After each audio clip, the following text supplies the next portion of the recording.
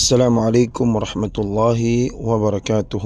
Ikhwani wa akhawati, ahlan wa sahlan wa marhaban bikum jami'an. Ngayon tutuklasin natin ang kahangahangang mundo ng Arabic vocabularies. Bago tayo magsimula, huwag kalimutang mag-subscribe at hit ang notification bell button para sa mas marami pang Arabic language lessons. Bismillah. Sisimulan natin ngayon ang bagong kalimat or bagong vocabularies sa Arabic language sa kitab Durusul Lugha Al-Arabiyya. Inshallah, kukuha tayo ngayon ng 5 bagong kalimat. Kamisun, man, hadha, la. Kamisun, ibig sabihin sa English ay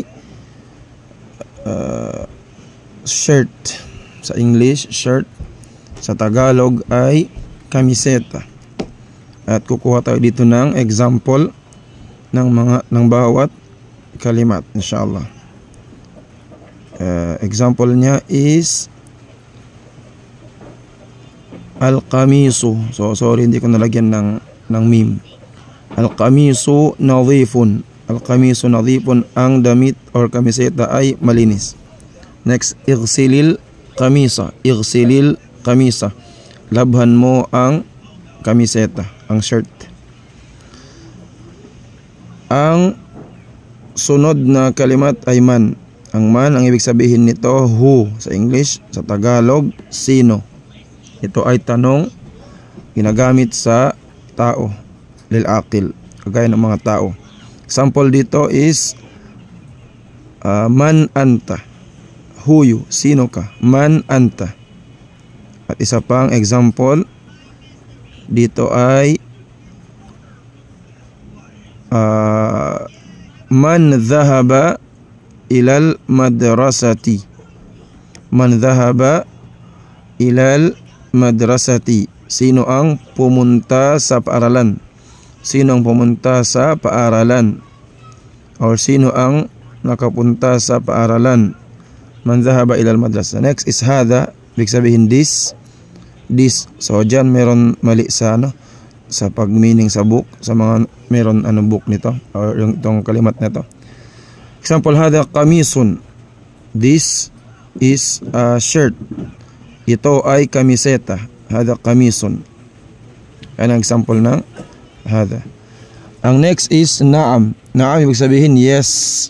Naam, yes. Sa Tagalog, oo. Example dito is hal sami'tal adhan. Hal sami'tal adhan. Rinig mo ba ang adhan? Sagot, naam, yes. At example pa, hal hadha kitab. Ito ba ay libro? Sagot, naam. Naam. Naam. Kung ito ang, kung naam, yes ang sagot, naam. Last is la. Ang la is opposite ng naam. Naam, yes. La, no. Okay? Ang ibig sabihin ng la, no sa English. Sa Tagalog, hindi. Okay? Ang example natin dyan sa la, ito. Pag tinanong ka, hal akaltal khubza. Khubza. Yung hindi yun ra, zay. Hal akaltal khubza. Kumain ka ba? Ikaw ba ay kumain ng tinapay? Pag hindi, sagot mo la. La. La. Okay, ang panghuling example dyan sa mga kalimat sa la, hal dhalika qittun. Yun ba ay pusa? Pag hindi, ang sagot mo is la. La dhalika hisanun. Hindi. Yun ay horse, kabayo. Yun ay horse or kabayo. So, yan ang kalimat na ating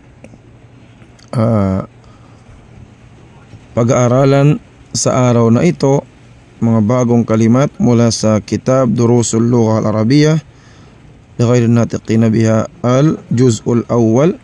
Kamisun, shirt, man, who, hadha, this, naam, yes, la, no. So inshallah ta'ala, i-memorize natin ang mga kalimat mula sa unang kalimat na ating nakuha hanggang ngayon, at para inshallah ta'ala mapadali sa atin ang pag-aaral ng Arabic.